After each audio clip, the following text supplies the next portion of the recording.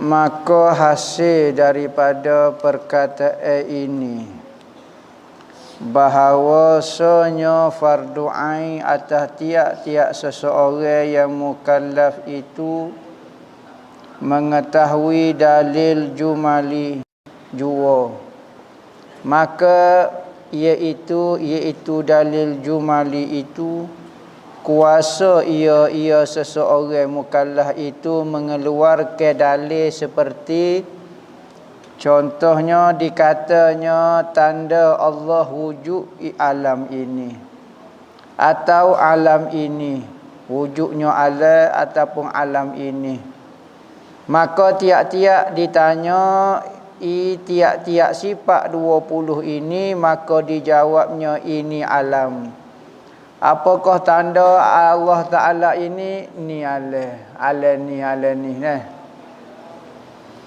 Ataupun makhluk ini, dan lemah ia daripada mengatakan baharu alam ini, dan tiap-tiap baharu itu ada yang membaharukan dia, yakni tiada kuasa menetapkan dalil, maka memadalah fardu atas tiap-tiap mukallaf dan keluar pada ikhtilaf ulama yang mengkufurkan dia.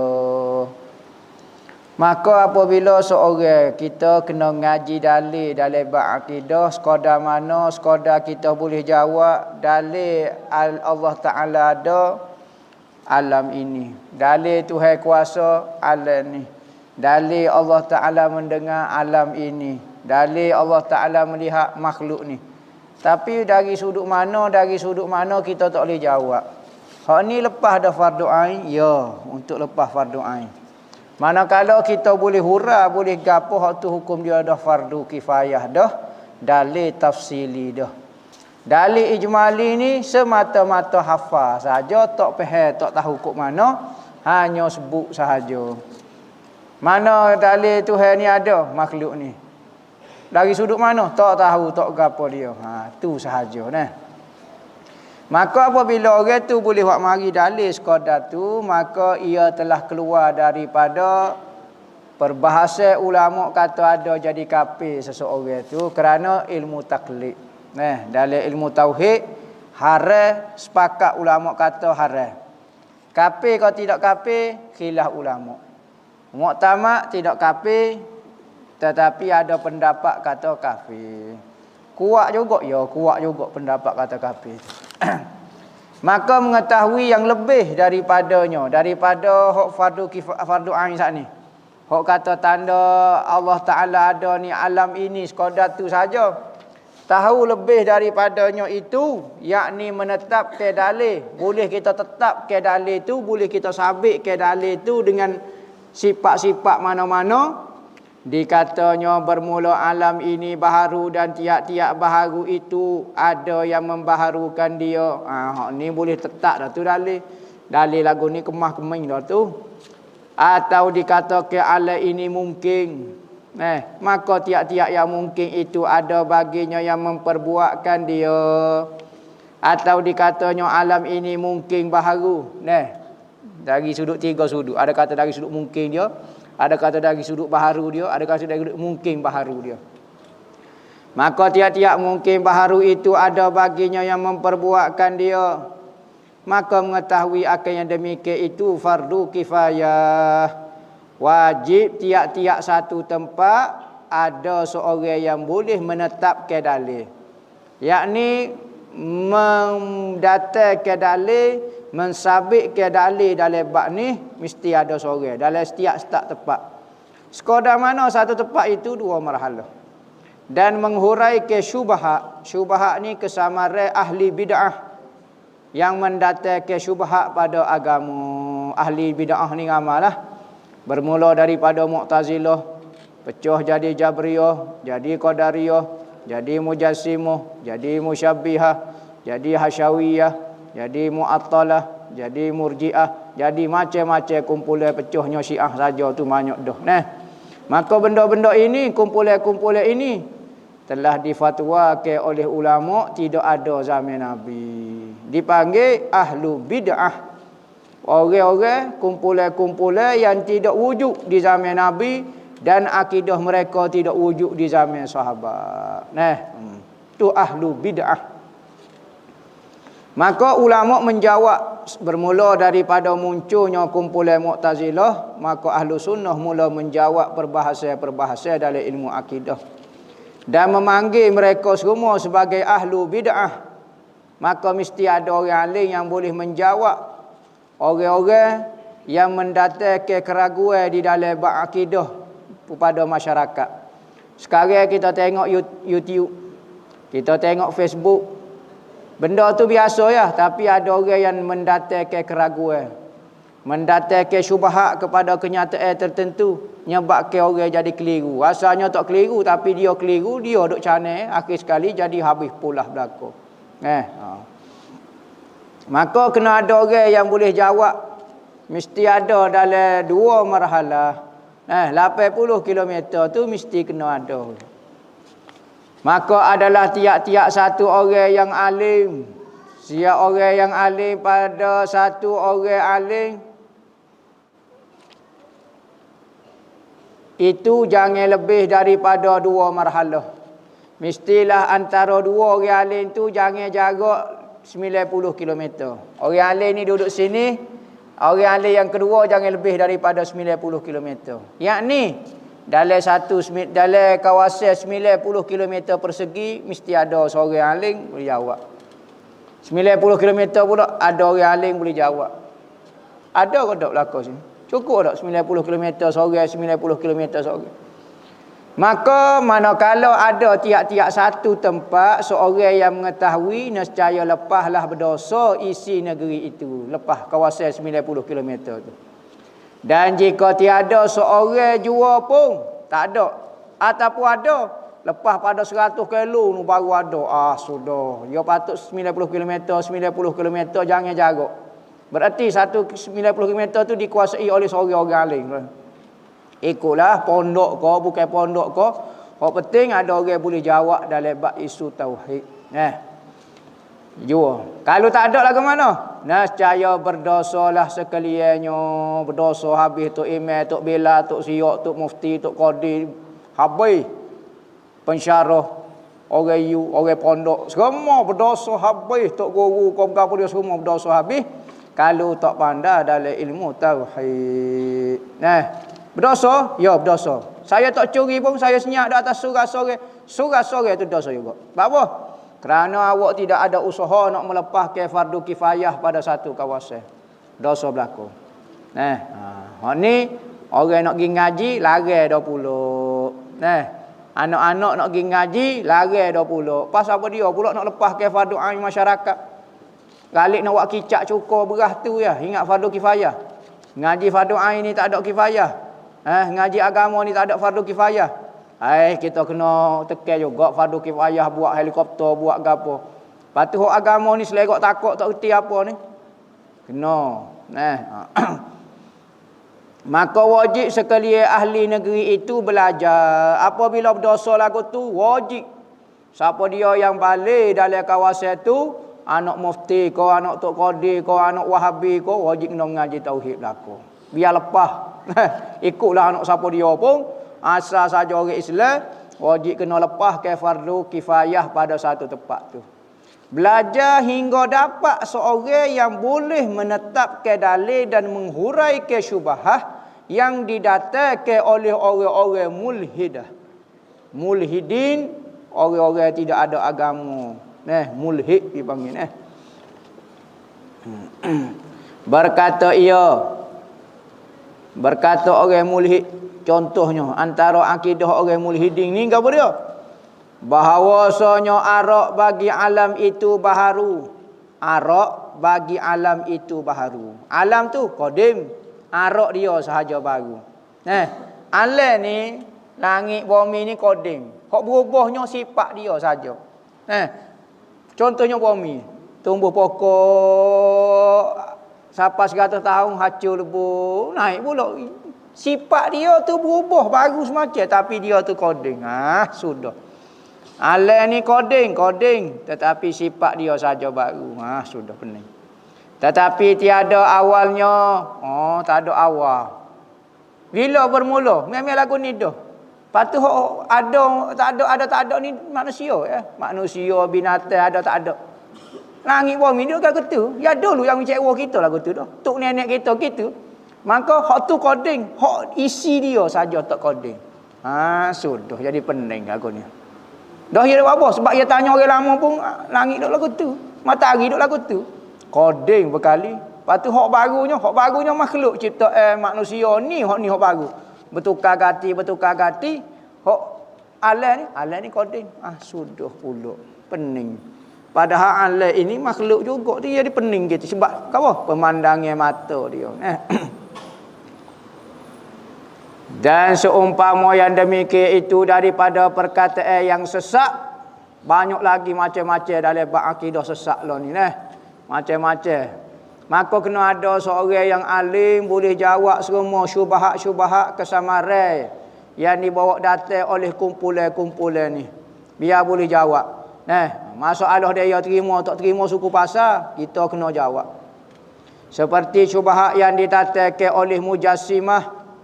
Apa maksud Mujassimah? Menjisim ke Tuhan, melembaga ke Tuhan, menetapkan sifat-sifat ciri-ciri lembaga bagi Tuhan. Apa dia? Bertempat. Maknanya melembaga ke Tuhan. Saya tak ayat Tuhan berjisim. Siapa dia berani ayat direct lagu tu? Cuma saya ayat Tuhan itu bertempat. Bertempat ini ciri-ciri bagi jisim. Saya tak kata awak ni bodoh tapi tak anda baca. Tu sifat-sifat bagi bodoh. Tak reti menulis, tak tahu apa. Saya tak kata awak bodoh tapi saya kata lagu tu. Tidak konstitusi ciri-ciri dan sifat-sifat orang bodoh. Kita tak kata Tuhan jisim tapi Tuhan itu bertempat di atas. Kecek gapo lagu ni. Maka Tuhan maka antara kumpulan sesat adalah Mujassimah. Mujassim menjisim ke Allah Ta'ala. Berkata mereka itu, ilah itu berdiri dengan sendiri. Ilah ni Tuhan. Ilah itu berdiri dengan sendirinya. Tuhan itu berdiri dengan sendirinya. Dan tiap-tiap yang berdiri dengan sendirinya itu jisim. Nyawi ta'rif Tuhan itu jisim. Betul. Kalau jisim betul. Maka ma binafsih itu dipanggil jisim. Benda yang berdiri dengan sendiri. Basika. Apa dia lagi? Benda yang boleh diri sendiri. Ikutlah. Basika, kereta, motor, manusia. Tu jisim. Apa? Sebab apabila kita sebut manusia, tak perlu gambar muka lain. Gambar ke rupa manusia, jelas dah. Tapi kalau kita gambar, kita sebut keras, lembut. Kita tak boleh gambar ke keras, lembut, kecuali kena gambar ke lembut di kain. Baru kita faham. Keras di seming, di tiar. Hal tu dipanggil sifat. Maka sifat itu arak dipanggil maqam bi ghairih, benda yang berdiri dengan orang lain. Maka sifat tak boleh gambarkan dengan dia saja-saja. Tapi kalau jauhar, kalau jisim, maka boleh gambarkan dia. Kipah gambar. Tapi kalau bulat tak boleh mesti kita tergambar di bola kau dulu mesti kena tu. Tu maksud. Maka dia kata apabila Tuhan berdiri dengan sendiri, berarti Tuhan jiring. Sudah nyawi masuk kategori makhluk, sipil makhluk, buku makhluk, wak masuk Tuhan cerita dalam tu juga. Ngaji matematik, tiba-tiba tu ambil sejarah hantu dalam tu. Tidak kau pelik cerita ni. Matematik sudahlah apa tu ambil sejarah, geografi apa dalam tu apa semuanya. Maka sipil benda yang berdiri sendiri ada tempat itu jiring, betul. Tapi itu jiring, bukan Tuhan. Tuhan itu bukan jiring, dah jising. Kita mengaji dah. Maka dia kata bila lagu tu, Tuhan ni jising. Mujassimah. Tuhan itu berjisim. Jadilah ilah itu berjisim. Tuhan itu berjisim. Tahu pokok dia kata lagu mana? Ulama dia kata lagu mana? Tuhan itu berjisim. Tinggi dia 60 hasta. Siap sebut tinggi dia. Lebih kurang tinggi ni. 60 hasta. Lebar dia lebih kurang 4 hasta. Gininya sebut ya Rabbi. 7 hasta lebar, 60 tinggi. Gitu-gitu. Pelik sungguh. Berjising. Ada tangan, ada muka, ada kaki, ada gapo. Setengah-setengah sesek mujassimah tu kata kita lah ni nak tunggu Tuhan ni jatuh kontinu sebab tak sebut zakat kafarah. Ada riwayat kata kita nak tahu sebab tak sebut janggut kau tak berjanggut. Tu saja. Masalah dari sudut kata Tuhan tu berjising ada belaka dah. Mata ada teling habisnya sebut belaka. Maka pokok mujassimah tu laku tu. Berpegang teguh dengan pahamnya dia. Maka mesti ada orang menyebutkan kesesatan kumpulan dia. Orang ni orang jual kedai kopi tak? Orang ni orang jahil tak? Orang ni orang belajar. Tapi belajar tak sapa kepada kebenaran, tak sapa pengajian Ahlus Sunnah wal Jamaah, ngaji cara zahir-zahir. Maka nampak rupa orang agama tapi fahamnya dia sangat pelik. Mujassimah. Mujassimah ni bukan orang jahil, orang belajar. Piyuh atas palo, serbai atas palo, mujassimah. Mu'tazilah pakai serbai, Mu'tazilah pakai jubah, Mu'tazilah tahajud malam, Mu'tazilah menangis time tahajud, Mu'tazilah baca Quran, Mu'tazilah puasa. Tapi sesat. Apa? Ilmu dia sesat. Perangai dia, dakwah orang masuk Islam 70,000. Sesat. Kalau kita Mu'tazilah hidup zaman kita pakai siung tangan ambil air tawar, suruh basuh kereta, basuh helikopter. Orang khamak benar, nunggu puasa gapo dia bangun tahajud apa.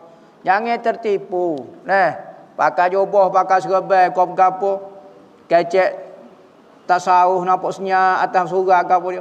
Mujassimah. Apatah lagi hok jenis tak akan jubah, tak akan serbai, pakai topi sudu. Oh lagi berat-berat. Orang dulu sesak tapi pakaian masya-Allah. Dulu agama kuat pegang, beramal kuat, ilmu ada, tak kena juru, tapi dia sesak juga. Lah ni dah lah sesak, jahat dah pula. Lipat orang, khianat orang, fitnah orang, pakaian sunnah tak ada sebutir abuk. Berat sungguh orang lah ni. Orang dulu setara tu pun ulama kata sesak lagi. Jangan tertipu, jangan tertipu. Jadilah ia berjisi, maka adalah perkataan ini sesak. Perkataan ini sesak. Perkataan kata Tuhan itu berjising itu sesak. Apa maksud sesak? Masuk dalam neraka. Kekal tak kekal, kafir tak kafir, Ahlus Sunnah sangat berhati-hati nak menyatakan orang itu kafir. Tetapi sesak, ya. Apa maksud sesak? Masuk neraka. Ya. Berdosa, ya. Fasik, ya. Kafir, tak berani.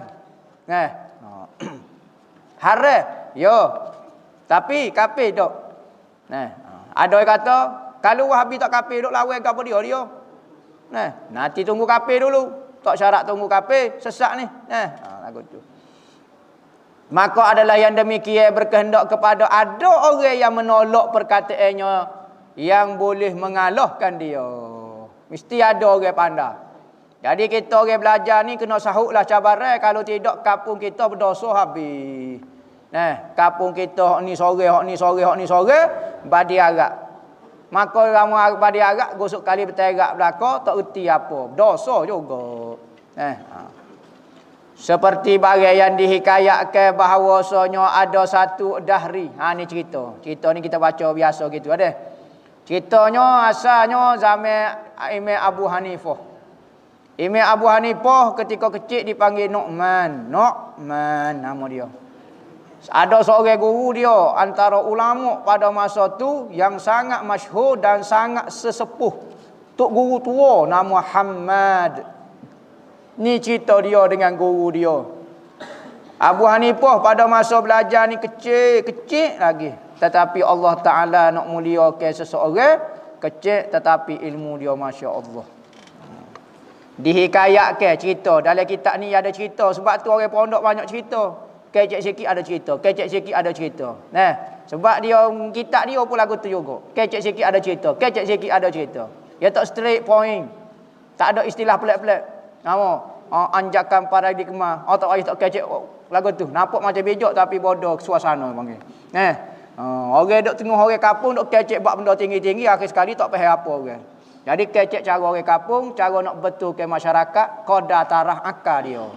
Maka kena selit dengan cerita-cerita. Kerana kadang-kadang manusia dia tak ingat masalah. Tetapi cerita hamba ingat. Maka dalam cerita tu ada pelajaran. Ada ilmu yang diselit dalam tu. Kadang-kadang cerita pelajaran secara tidak formal dipanggil. Dengan bentuk cerita-cerita. Maka manusia ni suka dengan cerita. Sehingga ke dalam Al-Quran sendiri pun ada menyebut cerita-cerita. Kalau dah cerita tu tak ada faedah. Nescaya Al-Quran tidak akan mengisi benda-benda yang tak ada faedah. Bahkan Allah Ta'ala sebut cerita itu boleh menguatkan hati seorang mukmin. Semata-mata mendengar cerita-cerita Nabi, cerita-cerita apa boleh menguat. Apa yang kami cerita daripada cerita dulu, manusabbitu bihi fuadak, apa yang dapat menetapkan lagi hati kamu wahai Nabi Muhammad. Fuadaka kahri kepada Nabi Muhammad. Nabi Muhammad pun nak dengar cerita juga, kita tak dengar cerita. Sia-sia ke? Kita ni gapo ayat cerita. Nama selalu nampak macam tak ada faedah lalu kalau ulama karang. Kalau dia karang, setiap perkataan itu ada makna dia selalu. Kalau ulama tu karuk selalu. Barang yang dihikayatkan bahawasanya ada satu dahri. Dahri ni orang yang berfaham kita ini mati bukan kerana Tuhan tapi kerana masa ya. Dahrun maknanya masa. Yakni kita ini hidup, mati, muncul kumpulan ni, hancur, timbul pulak, bangunan ni naik, turun, ngomong semua ni, hanya yang merosok ke itu hanya masa. Apa dia mau mati? Muka lama dah ke duduk 60 tahun mati ya. Standard lagu tu. Jadi yang mematikan itu masa. Lama perjalanan hidup mati. Mari hok baru pula. Apa awak muncul? Yang tak ada mari naik pula baru gitu. Maka tabi'i lagu tu. Tak ada yang menciptakan dahri dipanggil. Seorang-orang sesat yang berfaham dahri, datang ia pada zaman Hamad, guru kepada Imam Abu Hanifah. Dan menuntut akan segala ulama berhujah ia dengan berhujah. Ajak debat dengan ulama-ulama. Gi di Kupah, gi Basrah tu, gi di Iraq, gi berdebat. Maka berdebat-debat katanya kamu kata Allah Ta'ala ada, maka mana kalau ada betapa tiada tepatnya. Mu kata Tuhan ada. Mana dia? Pok mu kata Tuhan ada tapi tak ada tepat. Aku tak nampak lagi. Benda ada mesti ada tepat. Hatta mikroorganisma pun perlu kepada tepat. Harta virus pun perlu kepada tepat. Hatta debu pun. Maka perlu kepada tepat. Tak mungkin. Ada ke kecek ke dia? Tak mungkin Tuhan tak ada tempat. Hatta mikroorganisma pun pun perlu pada tempat. Pas Tuhan ni mikroorganisma ko. Dia mau nak kira apa dia? Supaya Tuhan dengan ciri-ciri mikroorganisma. Kau apa dia? Setara tu ya Tuhan. Virus. Kau apa dia? Macam-macam okay. Tiada tempat, tak boleh terima. Dahri kata Tuhan ada tak ada tempat. Maka tiada ada satu pun yang maujud melainkan ada tempatnya. Ni kata-kata dahri. Benda ada mesti ada tempat dia. Kemudian bertanya ia, adakah lagi tinggal daripada ulama kamu seorang? Maka jauh-jauh semua kalah belaka. Akhir sekali dahri itu tanya, ada lagi kau ada ulama demo hok kata bisa hok agama Islam? Maka sahut orang banyak, kata orang ramai kata, ada lagi. Siapa dia? Iaitu Hamad As-Sudah, tok guru pada Imam Abu Hanifah. Dia ni orang tok guru tua pada masa dia ni, Hamad. Maka berkata ia, hai khalifah orang Islam pada masa tu, hadir olehmu akan dia pada aku supaya berkata ia sertaku. Panggil Hamad tu. Mu kata ada ulama mu lagi aku nak berdebat lagi. Orang lain kalah belaka. Maka menyerulah khalifah akhir Hamad. Panggil khalifah, panggil Hamad, mari. Sudah. Tok guru pada Imam Abu Hanifah pada masa. Maka berkata Hamad, tangguh olehmu akan daku malam ini. Gini ya. Nak berdebat tak malam ni tak boleh esok pagi kan. Malam ni tak ada. Hamba nak siap juga, nak prepare juga. Nak berdebat ni kalau habis dah hamba hok paling tua sekali. tok guru sepuh kalau kita gak adi putera lah. Kok bisa sekali guru pada wali songo. Nah, guru pada adi putera hak tu rebah gak. Malulah orang Islamnya. Maka Hamad pun kata tangguhlah. Pagi esok. Malam ni tak boleh lagi. Nah, ambo nak baca, nak study ni sudah mikir dah ketar dah. Orang lain kalah belaka. Orang lain senyap tak kata apa dia. Pakai serba saja, pakai jubah saja, berdebat kalah. Sudah. Kadang-kadang kita ni benar tapi kadang-kadang tidak ada hujah kalah kita. Sekalipun kita bukan kata apabila dahri berdebat dengan orang Islam tu, orang Islam tu salah dah tak. Tapi kerana tak boleh hujah, maka nampak kalah. Kalah tak bukan kata sesat dah. Kadang-kadang orang kalah masuk syurga. Kadang-kadang orang benar masuk neraka. Bukan benar dan kalah yang kita cari. Tetapi dalam perdebatan, apa dia tujuan dia? Cari kemenangan. Bukan cari kebenaran, cari kemenangan. Bukan cari kekalahan. Maka tujuan berdebat bukan adalah kebenaran. Ya, kemenangan. Itu malam. Kalau tidak, dia tidak akan berdebat. Tak kalau berpagi-pagi datanglah Abu Hanifah. Apabila malam tu biasalah. Pagi esok maka Abu Hanifah biasalah nak mari ngaji dengan tok guru dia, mari pagi-pagi. Dan adalah ia kecil lagi pada masa tu, kecil lagi ngaji. Maka melihat ia akan Hamad gurunya itu magmum, yakni dalam duka cita yang sangat. Maka bila lagu tu tengok pagi-pagi dia tengok tok guru dia tak ceria. Sekala nyanyi lagu danduk juga, lagu mana tok guru dia ni nampak senyap ya. Tak suka, tak ceria. Kau sakit ke apa dia tok guru dia? Maka bertanya Abu Hanifah akan dia, apa sebabnya? Apa tok guru nampak tak ceria hari ni? Sekala tok guru pasal radio-radio juga. Gapo dah? FM kau gapo dia kau deh. Ikutlah radio gapo dia. Sekala nampak ceria orang hari ni nampak sugu, nampak tak ceria. Maka berkata ia Hamad, betapa tiada aku duka cita dan telah menyeru oleh khalifah akan daku berhujah serta dahri. Aku tak sedih lagu mana. Khalifah panggil semalam. Dia nak debat, panggil suruh aku berdebat dengan dahri. Dahri kalau ni soho, dok wak goni dok debat dengan orang Islam habis. Maka dia nak suruh debat. Jadi aku minta tangguh semalam tak ada kata. Pagi ni nak pergi ni. Belai-belai lagu tu, belai-belai dok tengah sedih, dok mikir lagu tu. Dan telah menghimpunkan segala ulama, ia pun habis segala ulama, dan aku lihat semalam dalam tidurku. Berkali kalau kita agak letih sangat kau agama, mimpi dah letih sangat ngega. Ngeganya aku satu penglihatan yang sangat mungkar. Aku tengok cerita tahulah mimpi mengarut dah tu, aku letih sangat dah tu. Mimpi hak benda mungkar maknanya benda yang menakutkan kata. Maka berkata Abu Hanifah kata, apa ia mimpi gapo tu guru? Kata Hamad, aku lihat akan satu dusun, satu kebun yang sangat luas, lagi berhiasan, dan ada padanya satu pohon kayu yang berbuah. Dalam satu kebun yang sangat indah aku tengok, maka ada satu pohon yang sangat besar, comel indah. Maka keluar daripada satu penjuru kampung saat ni, dusun saat ni. Keluar daripada hujung kampung itu babi. Babi ni, perkataan babi. Tak ada perkataan depan, babi saja. Keluar babi saja. Babi tubik. Maka memakai akan buah kayu pokok comel saat ni. Babi tu mari makan habis daun-daun dia hok comel-comel saat ni. Maka makan buah kayu dia, daunnya, cawangnya, ranting dia lah. Hingga tinggal batainya, tinggal batai usul dia, tinggal batai saja, hok lainnya kekoh habis. Maka apabila dia nak makan batai pohon hok comel saat ni, maka keluar daripada pohon saat ni, akar pohon saat ni satu rimah, seekor rimah lah sini. Seekor rimah mari kok celoh akar, maka ditangkapnya akan babi itu. Rimah tu kekoh babi itu. Dibunuhnya, mapuhlah babi itu. Maka aku mimpi gapo tak tahu, babi lah rimah, aku dah tengah mikir. Maka berkata Abu Hanifah bahawasanya Allah Ta'ala mengajar akan daku ilmu ta'bir mimpi. Ilmu nak mentakbir ke apa yang kamu tengok dalam mimpi tu, aku boleh hurai ke maksud dia.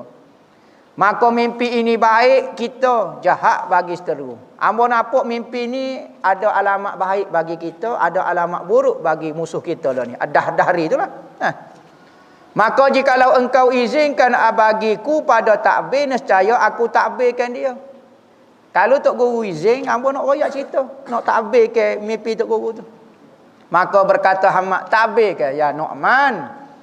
Wahai Nu'man, ayat cerita mu kata mu bisa mari ilham wahyu apa, dewa sayap labuh mu kata mu, terserah takbir. Maka berkata ia Nu'man, bermula dusun yang luas itu lagi berhias itu agama Islam.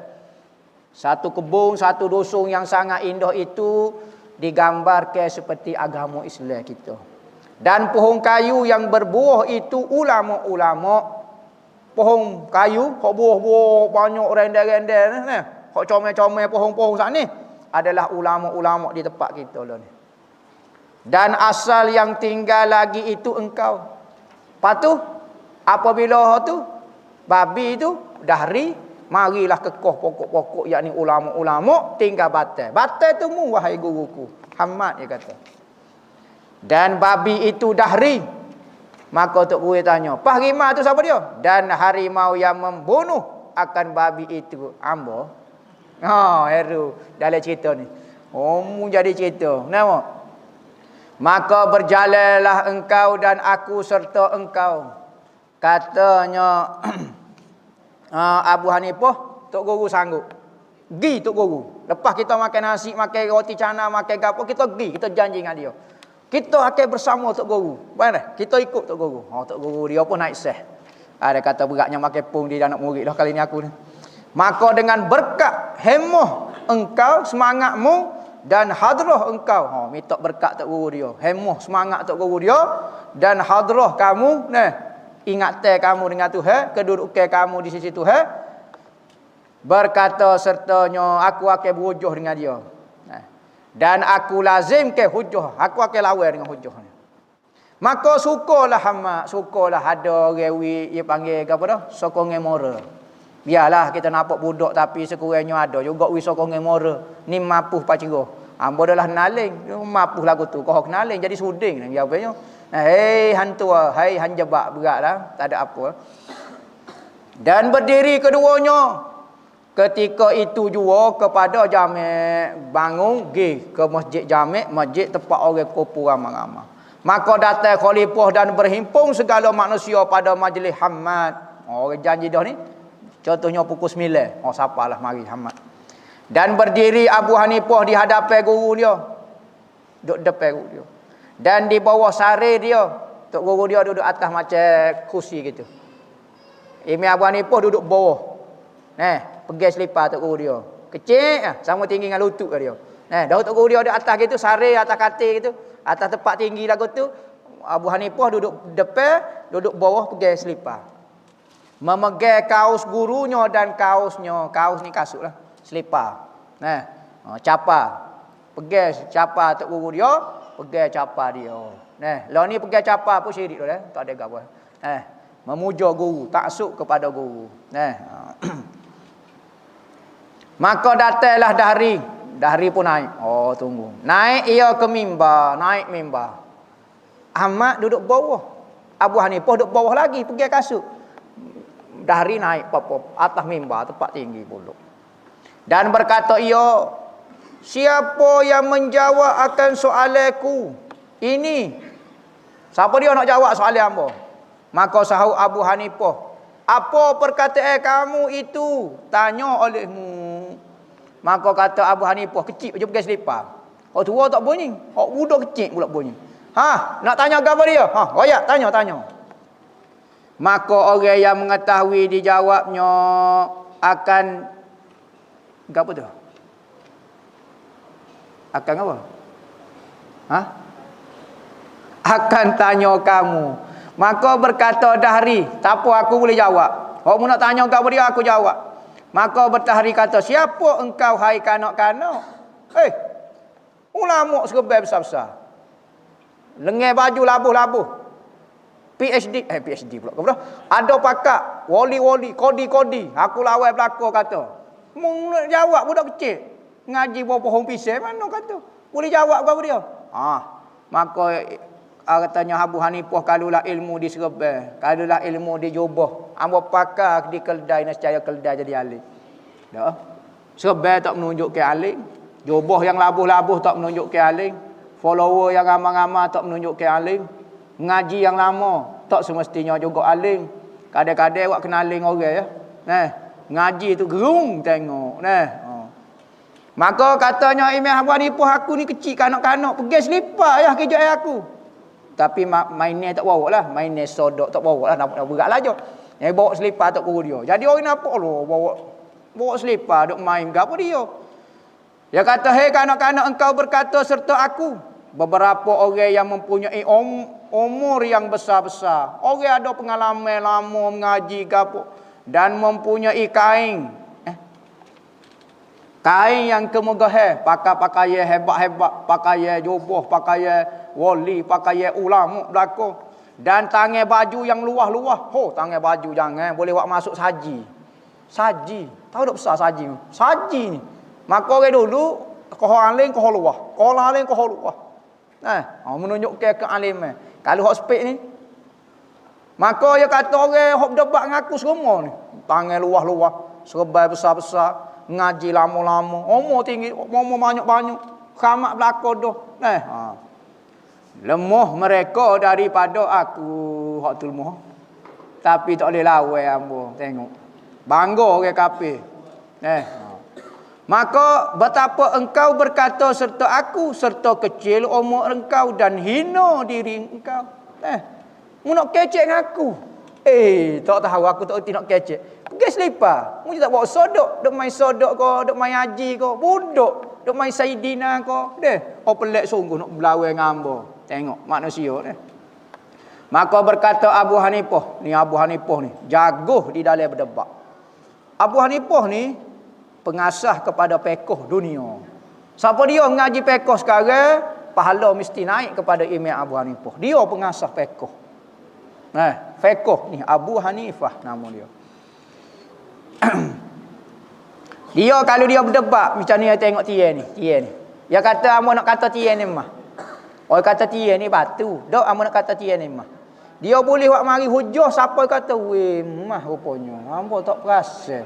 Nak kata bijak tak bijak, dia putar dia buat mari hujah siapa orang sekali kata mah rupanya. Hamba tak perasan. Tengok padahal batal seming. Tapi kerana pintarnya dalam berdebat, dia boleh kata mah. Dan benar kalau dia berhujah, orang kata mah. Sudah. Sekalipun dah tu seming, tapi jadi usuk kali orang kata, salah aku selama ni. Rupanya mah rupanya. Bisa tak bisa dia dalam berdebat. Kita, hak betul dah pun tak bisa juga. Maka berkata Abu Hanifah, tiada menaruh oleh Allah akan ketinggian dan kebesaran itu kepada orang yang mempunyai serba yang besar-besar. Bukan ilmu duk situ. Hak serba besar tu Bengali. Hak serba besar tu muka lain. Bukan ilmu. Memanglah pakaian tu sunnah, tetapi tak menunjukkan ilmu. Dan yang kain yang kemegah, pakaian hebat, pakaian ulama, pakaian geni, pakaian gapo. Bukan ilmu. Betul benda tu pahala, tetapi bukan menunjukkan ilmu. Dan tangan baju yang luah-luah. Berat kalau tidak opera Cina. Penuh baju dia besar lagi nah. Tetapi ditaruh akan dia bagi ulama. Ilmu tu diberi kepada ulama. Seperti firman Allah Ta'ala, wallazina utul ilma darajat. Tuhan akan beri kepada ahli ilmu itu darjat, pangkat dan ketinggian. Ahli ilmu ni macam-macam. Ada pakaian biasa saja, bukan menilai dari sudut luar. Mati dah hujah dia. Malu dah. Saat ni dah hari dah kata duk serba. Budak kecil mampu dia patai lagi. Tak sebut soalan lagi baru mampu. Ya segera tu. Macam muka demo starting debat tu kena dah. Tak ada gapo dia lagi boleh pak sirat dah panggil. Dia panggil kekalahan moral. Semangat jadi jatuh dia punya kau tu dia Mereka yang didatangkan ilmu itu mempunyai beberapa darjat. Maka kata ia engkau yang menjawab akan soal aku. Maka kata Abu Hanifah, boh ke? Aku jawab akan soal kamu dengan taufik Allah Ta'ala. Mu nak jawab lah ni. Soalan aku lah ni. Yo, aku nak jawab. Dengan taufik daripada Allah Ta'ala. Mai-mai. Siapa dia kau Abu Hanifah sekarang? Pengecut berlaku begitu. Ngaji pahit lari berat. Nak menyata kebenaran pun takut pahit. Maka berkata ia, adakah Allah itu maujud? Adakah Tuhan itu ada? Soalan pertama. Maka jawab Abu Hanifah, boh ke? Ya. Maka kata ia, di mana ia? Mu kata Tuhan ada. Mana Tuhan? Sudah. Maka mana ia? Kata Abu Hanifah, tiada ia tempat baginya. Tuhan tidak ada tempat. Yang bertempat itu jiring makhluk. Kalau Tuhan bertempat, Tuhan itu jiring. Ya ikut mantik dia lah. Kata ia, betapa ada maujud tiada yang bertempat baginya. Hamba tak nampak lagi. Tu teori dia. Mantik dia. Benda jiring ada tempat, zat tak ada tempat. Hamba tak boleh terima. Kaedah tu kau rekod makhluk juga dah. Kau ada hadis sahih yang menunjukkan kaedah tu sahih. Dok juga, engkau kaedah yang kata gini-gini. Sudah. Maka dia kata boleh terima. Hamba tak boleh terima. Kalau benda tu ada mesti bertempat. Hamba ada tempat. Hamba ada ke? Hamba ada tempat. Demo ada tempat. Itu je. Sudah. Katanya Abu Hanifah, orang ni tak ngaji rupanya. Kita kaedah nampak macam biasa. Buat YouTube lah. Buat channel sendiri. Nampak macam biasa. Bodoh letup. Hamba kaedah tak faham. Mula-mula ada kaedah tak reti dah. Kakak ni sudah. Tak boleh dah. Tak boleh main kaedah dah. Kalau kakak jenis lagu ni, tak boleh main kaedah dah. Kata ia, bagi dirimu itu dalilnya. Ginilah. Nampak demo tu lenta sangat gini. Di tubuh Tuhan ada bukti dia. Kata Tuhan itu tidak bertempat, di tubuh Tuhan tu ada bukti dia. Tunjuk. Maka dia takut lagi tunjuk diri dia pula. Sudah. Nampak sangat bodoh diri dia. Kalau di tempat lain dia nampak dia diri dia. Patut dia tengok diri dia nampak dah kewujudan Tuhan. Tapi di diri Tuhan ada bukti. Dia jadi malu lagi. Berapa kali dah. Kalau ilmu munazarah ni, mukaddimah muhawar tu kena bagot dah. Acu tu ping kena. Acu ping tu nak lama-lama kita kamar. Memandang-mandang hati kamar. Memandang hati kamar ke apa? Kata ia, di mana dalilnya? Sudah. Dia pun sudah. Mana dalil? Mana dalil? Awak kata di tubuh saya ni ada dalil. Benda ada tapi tidak bertempat. Di tubuh saya ada dalil. Mana? Dia bimbing dah. Kau tunjuk tubuh dia. Kata ia. Kata Abu Hanifah. Tiadakah pada dirimu itu nyawa? Mu rasa mu ada nyawa tak? Katanya, ya. Mu yakin? Ya. Kata Abu Hanifah, di mana tempat ruh kamu? Mana nyawamu? Cuba tunjuk kamu. Di mana? Tangan? Di telinga? Di otak? Di kaki? Di perut? Di usus? Di akal? Di gapo dia? Itu. Itu di kepala kamu kah atau di perut kamu kah, di kaki kamu kah? Maka tercengang dia. Sudah. Nak jawab ke mana Kaki dok, tangan pun ada, mati juga. Perut sudah. Dia mau yakin ada. Tapi mana? Tempat dia ada mana? Sudah. Dia pun jadi tadi jawab soalan. Nampak dah? Benar dah tu. Negeri beringin rendah. Benar. Belalai jawapannya. Maka tercengang pula dahri kemudian maka dia menyeru Abu Hanifah dengan label. Abu Hanifah kata, mari. Wak mari susu segelas. Maka orang hok khidmat situ wak mari susu segelas. Yakni susu. Dan berkata ia, tiadakah pada susu ini minyaknya? Yakni lemak. Tuan nampak tak susu ni dalam gelas? Ya. Susu ni ada lemak tak? Ya, saya minum memang rasa berlemak, berkering, penuh berkering. Nampak? Maknanya ada penuh berkering tu, ada mau yakin ada lemak ada ke? Ya, betul. Maka katanya Abu Hanifah kata, di mana tempatnya?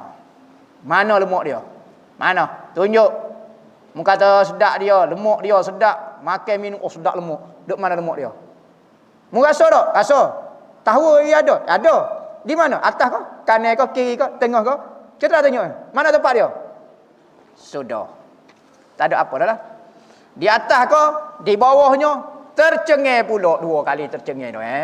Tercengang. Tak boleh nak jawab Ya orang tak jawab, orang jahil lagu tu ya beta kat lain pula. Nah, pertama wi kaedah tak reti apa dah.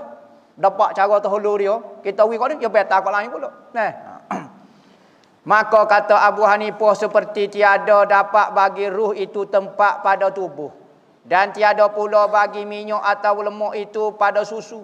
Demikian lagi tiada dapat pula bagi Allah di dalam kaum ini tempatnya. Makhluk mu nampak, yakin dia ada, tempat mu tak tahu dia mana. Tak tahu, tak nampak. Tak tahu kau kata mana. Begitu juga kami orang Islam yakin Allah Taala dan dia tidak perlu tempat. Kaum tak ada, makhluk ni tempat tak ada begitu. Kata Dahri. Dok berdebat juga pak ni dok berdebat bab ni. Tapi tak panggil Dahri dah lah ni nama dia tukar jadi Labaliu depan. Wah ada. Nah, Tuhan wujud tanpa tempat. Nya debat juga perkataan ni. La ilaha illallah. Sopo cerita ni? Cuma tukarlah. Tak sebut Dahri tapi ai tu tuduh di belakang tapi